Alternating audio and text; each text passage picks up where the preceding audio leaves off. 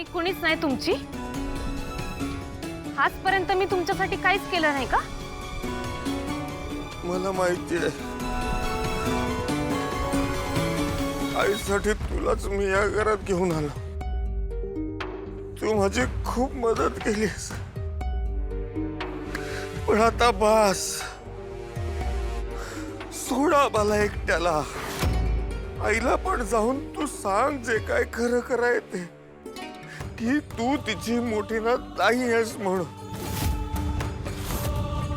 आणि या भानगडीतून मोकळी हो आणि मला पण मोकळं कर. मी तुम्हाला दारू पिऊ देणार नाही. तुम्हाला कळतंय का तुम्ही काय करताय?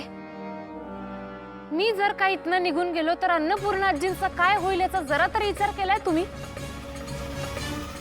हे असं दारू पीत बसताय, त्यांच्या जीवाला काय वाटेल, त्यांच्या मनाला काय वाटेल याचा जरा भी विचार येत नाही का तुम्हाला? हो, त्यांनी कुणाकडे बघून जगायचंय? तुमचं ज्यांच्यावर प्रेम आहे ते सगळे निघून गेलेत.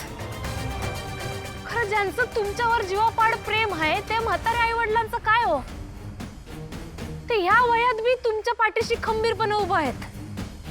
तुम्ही सोडून दुसरं कोण आहे त्यासनी?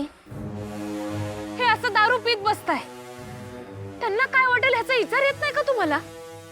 आजोबांना नीट बोलता येत नाही, चालता येत नाही, काहीच कसं वाटत नाही हो तुम्हासनी? आणि तुम्ही मला जायला सांगताय? मी निघून गेलो तर कोण बघणार आहे त्यांच्याकडं? त्यांच्यासाठी तुम्ही मला इथं घेऊन आलाय ना हो?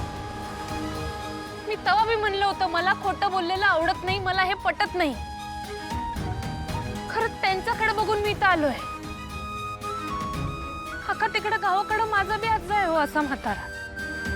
इथं मुंबईत आल्यापासून त्यांच्याकडे बघितलेलं नाही, त्यांचा आवाज ऐकलेला नाही. फक्त तुमच्या शब्दा खातीर तुमच्या आई वडिलांचा नाच झालो मी.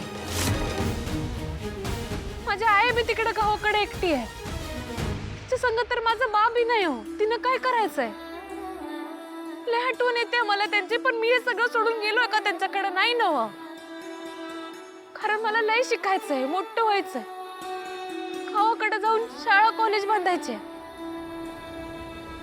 मला माहित आहे माझी अवस्था काय आहे, म्हणून काय मी तुमच्यासारखी दारू पीत बसू काय? हो, मी माझ्या आई आणि आबांच्या मायेसाठी तरसलोय. खरं आजी आजोबांनी ती सगळी कमी भरून काढली. तुम्ही फक्त मला हे घर नाही दिलं, मला अख्खं माझं कुटुंब दिलंय. आजी आजोबा माझ्यावर एवढं प्रेम करतात का मी त्यांचा उपकार कधीच फेडू शकणार नाही. पण माझी गौरी ती नाही आहे ना आता. अवय की गेल्या त्या सोडून. खरं तुमच्यावर प्रेम करणारी बाकीची सगळी माणसं आहेत ना हो मागं, त्यांचं तरी डोसक्यात विचार आणा की तुमच्यामुळे अन्नपूर्णा आजी एवढ्या रडायला लागल्यात. अहो, आईला आपण देव मानतोय ना हो, मग देवाला असं रडवायला तुम्हाला काहीच कसं वाटत नाही? आज जर गौरी मावशी यांना तुमची मोठी मुलगी असते, त्यांनी तुम्हाला असं बघितलं असतं तर त्यांना काय वाटलं असतं? तुमच्या पोरीवर बी तुम्ही असाच हात उगारला असता का?